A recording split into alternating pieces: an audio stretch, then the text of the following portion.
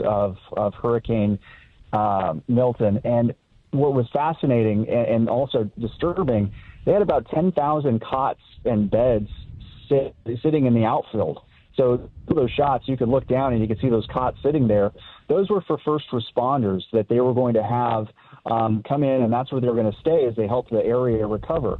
Of course, now plans have to change. That obviously cannot be a place where first responders are going to be able to stay, as the dome of Tropicana Field is now completely exposed to the elements.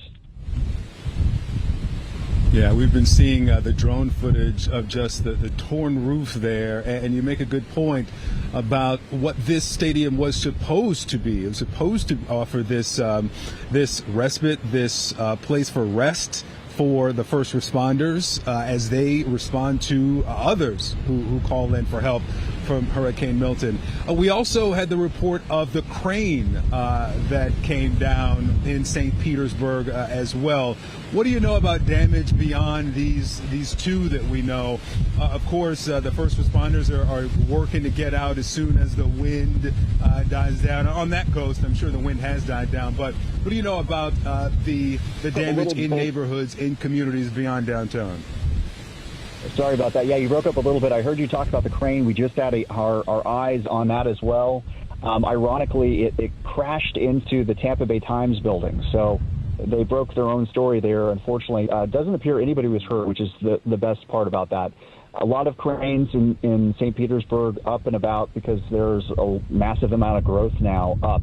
And that was the only one that appears to have collapsed under the fierce winds of Hurricane Milton.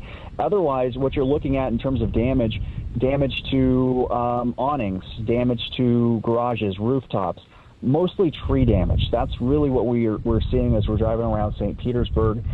I actually just pulled up to my house for the first time since the storm. And when I left yesterday, I didn't really know what I'd be coming home to. And it appears my trees are still standing. There's some big branches down.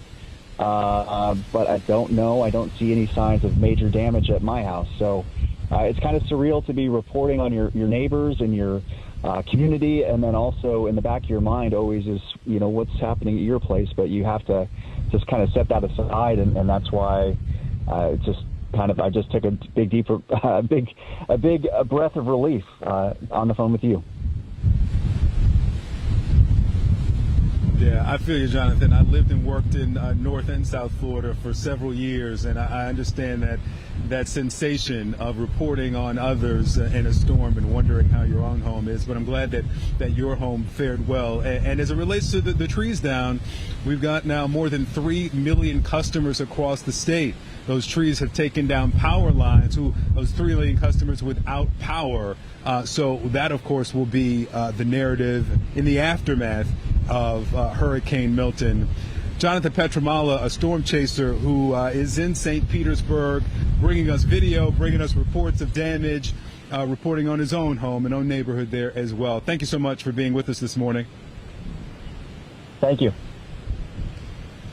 All right, Isabel Rosales is with us as well now. She is in Tampa. Isabel, good morning to you. Tell us what